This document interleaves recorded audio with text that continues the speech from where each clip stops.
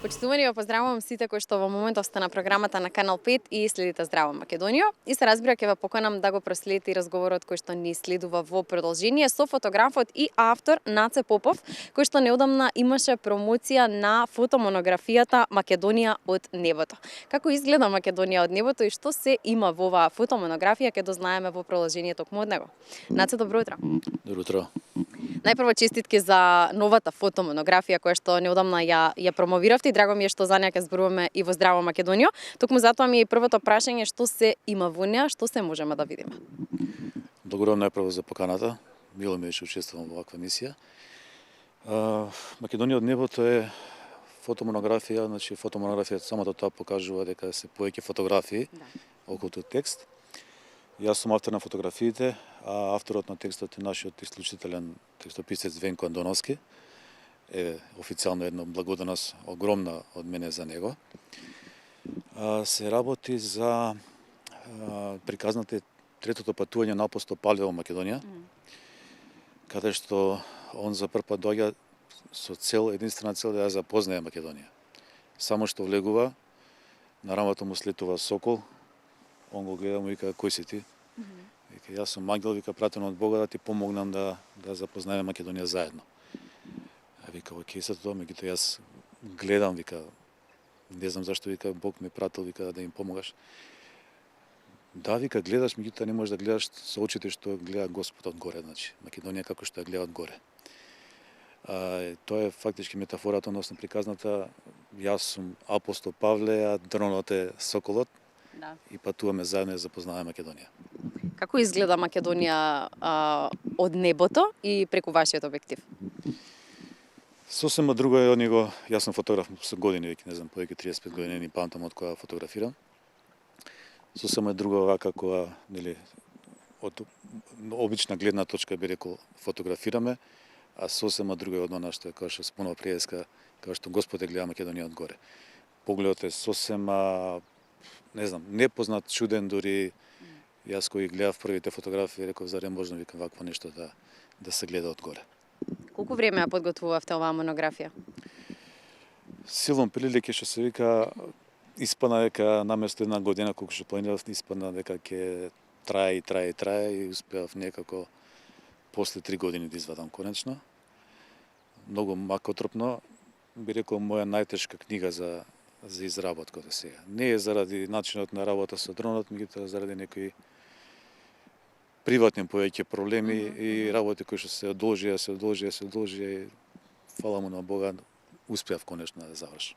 Да, но верувам дека бил навистина макотропен процесот, но на крајот вредело. Секогаш работите се случуваат тогаш кога треба да се случат, така што не треба да жалите воопшто за времето кое што сте го посветиле на ваков тип на монографија. Затоа и сакам да ве прашам кој од местата во Македонија ви остави најсилен впечаток за време на фотографирањето?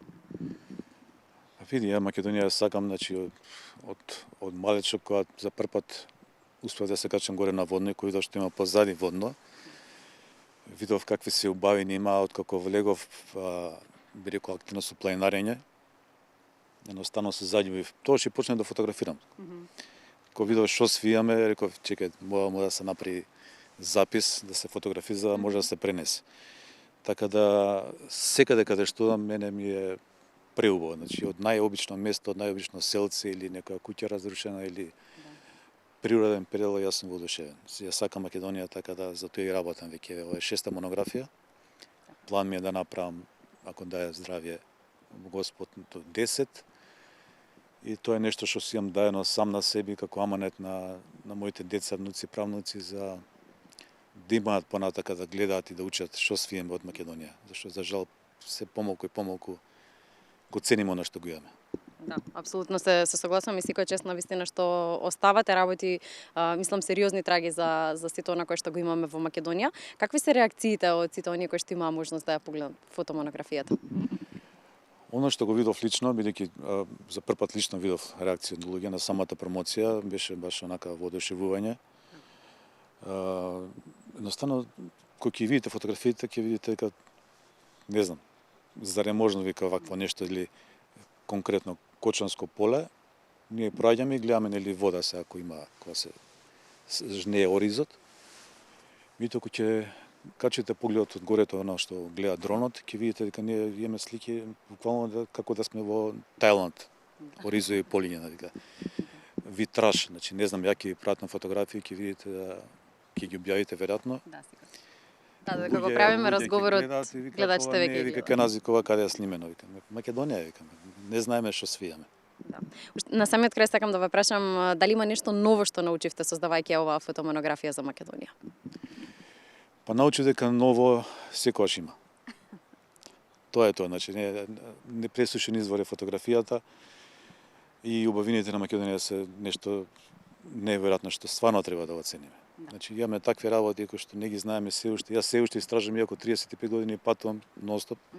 Значи обожавам, значи да секој слободен момент седнам во кола и ја кружам Македонија. Да. И повторно се изненадам од нешто ново, некој нов водопад, некој ново езерце кој што не сум го видел, некој нов пейзаж. Да. И не споминавме каде може да си ја најдат нашите гледачи кои што се љубители на сите убавини кои што ги има Македонија и сакаат да го видат она кое што вие сте го сработиле? Да. Монографијата излезена сега, значи таа за пред нема 10 дена. Веќе успев да ја пласирам во сите најголеми книжари во Македонија и во Скопје и надвор од Скопје. Може да се набави преку вебсајтот на ananas.mk и нормално преку мене. Меѓутоа, во принцип, она што е мало продажната е секаде достапно каде што се најголемите книжари. Да, одлично. Благодарам многу за овој разговор и посакувам многу успех со оваа фотомонографија, а ние секако се гледаме што ми промовирате следната. Важи. Благодарам ви вас уште за поканата и да се гледаме за убави работи.